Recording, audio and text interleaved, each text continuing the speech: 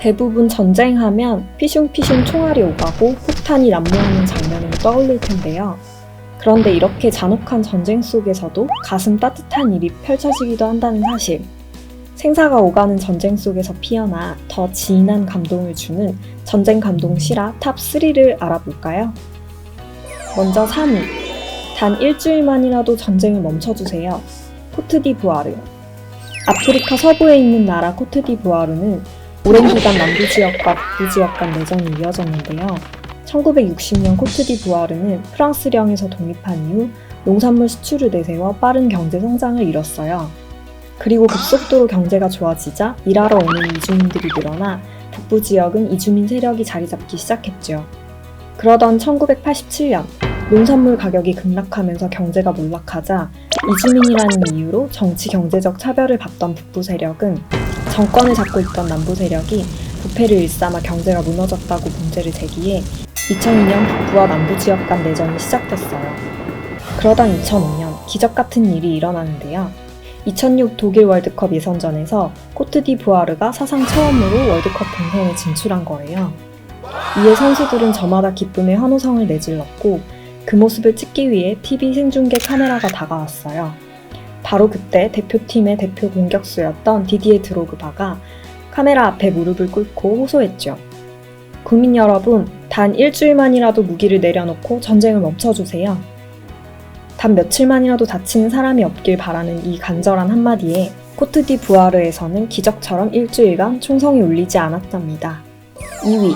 사람을 살리는 군인이 되고 싶습니다. 미국.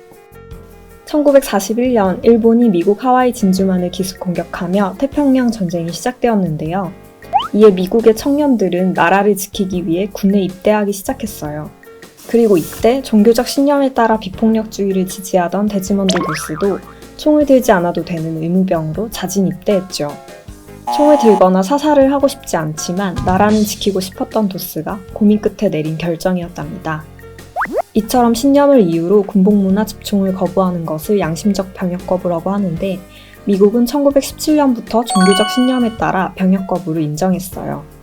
그런데도 도스 같은 경우가 흔치 않아 도스는 동료들의 비난과 조롱을 받고 군사재판까지 받아야만 했죠.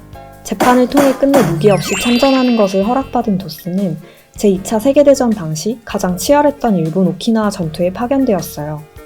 도스가 속한 부대도 오키나와의 마에다 고지에서 격렬한 총격전을 벌였고 일본군의 무자비한 공격에 도스의 부대는 후퇴를 해야만 했죠.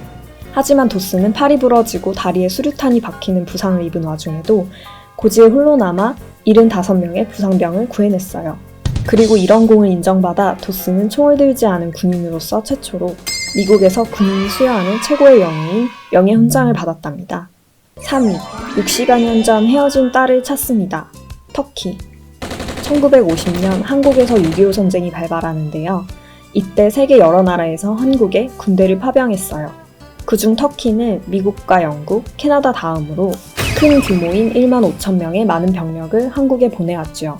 특히 터키는 파병 인원 대비 사망 부상자 비율이 가장 높을 정도로 격렬히 싸웠을 뿐만 아니라 전쟁으로 생겨난 수많은 전쟁 고아들을 도왔어요. 터키 군인들은 월급을 모아 전쟁 고아를 위한 앙카라 학교를 세워 1952년부터 터키군이 한반도를 떠난 1966년까지 14년 동안 640여 명의 전쟁 고아를 도왔죠. 그 중에서도 6.25 전쟁에 참전했던 슐레이만이란 터키 군인과 어느 한국 전쟁 고아의 이야기는 우리에게 큰 감동을 선사하는데요. 슐레이만은 전쟁으로 폐허가 된 마을에서 만난 전쟁 고아를 친딸처럼 보살폈다고 해요. 가족을 잃은 충격에 언어마저 잊어버린 아이에게 아일라라는 새 이름을 지어주고 터키어를 가르치며 아이의 마음을 어루만져 주었죠. 1년간 동고동락한 이들은 서로를 아빠와 딸로 칭할 정도로 소중히 여기게 되었는데요. 안타깝게도 파병 기간이 끝난 슐레이만은 아일라를 앙카라 학교에 맡기고 떠나야만 했어요. 아일라를 터키에 데려가고 싶었지만 허가를 받지 못했거든요. 결국 슐레이만은 아일라에게 반드시 찾으러 오겠다고 약속을 하며 떠나죠.